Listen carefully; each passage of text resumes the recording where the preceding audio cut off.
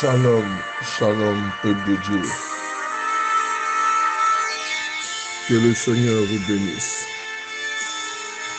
et que toute la gloire lui revienne.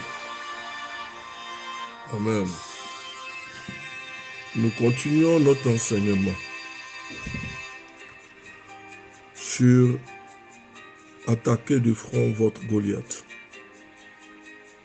Nous avons vu que David, pour combattre Goliath, a ramassé 5 pierres dans le torrent.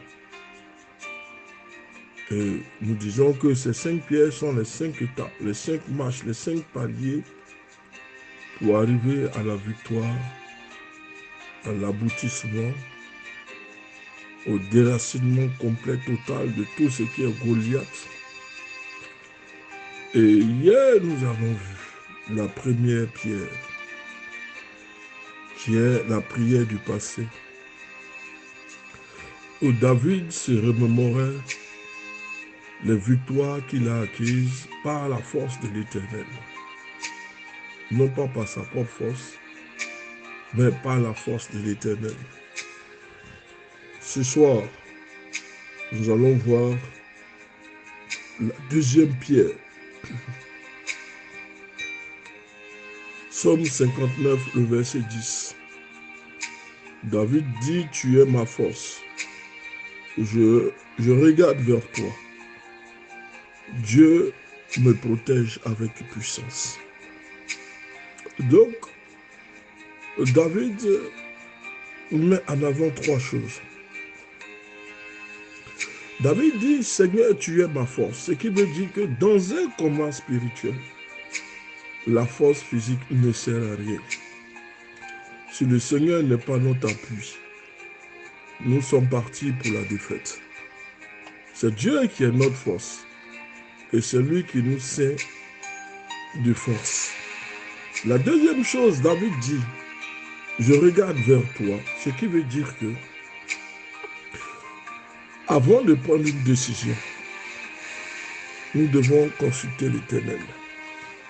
Nous devons tourner le regard vers lui. Et en troisième position, David dit, Dieu me protège avec puissance. Alléluia.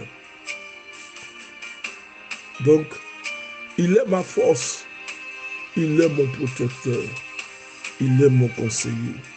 Psaume 59, le verset 10. La deuxième pierre que nous allons voir, la pierre de la prière. David s'encourage en pensant aux victoires passées, accomplies grâce à l'aide de Dieu. David se disait, si alors je puis combattre l'ours et le lion, que peut me faire ce Philistin? Donc David s'encourage à partir de son vécu, comment l'Éternel l'y a aidé et comment il est parvenu à vaincre le lion et l'ours. Alors David se dit une chose, rien ne peut m'arriver tant que l'Éternel est ma force et mon protecteur.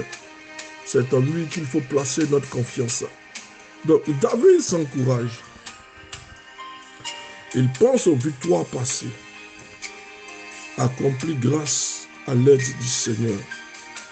Mais cela ne suffit pas à gagner les batailles futures.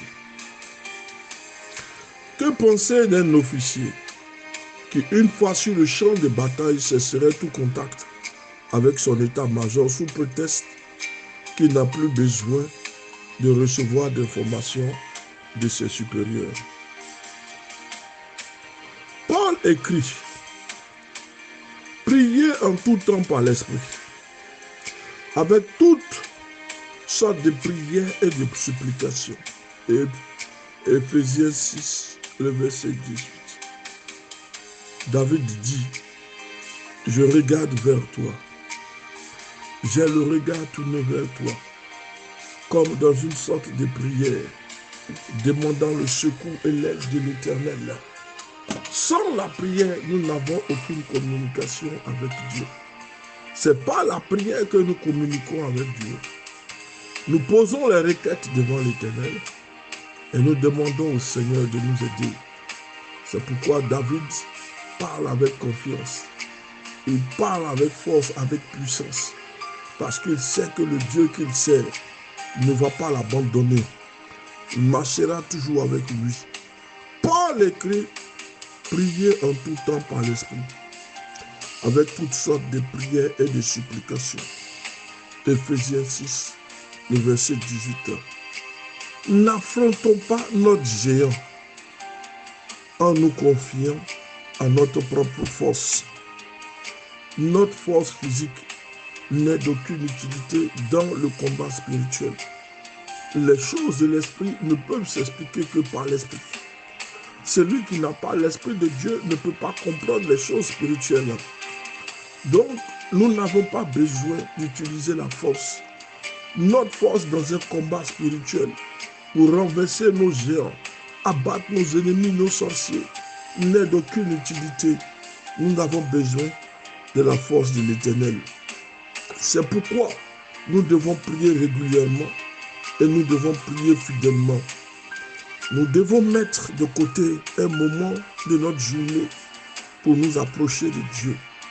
Dans la journée, nous devons avoir un moment, un temps de consacration afin de pouvoir prier l'Éternel de façon régulière et de façon fidèle pour que le Seigneur puisse répondre à nos prières. Parce que dans le combat spirituel, frère,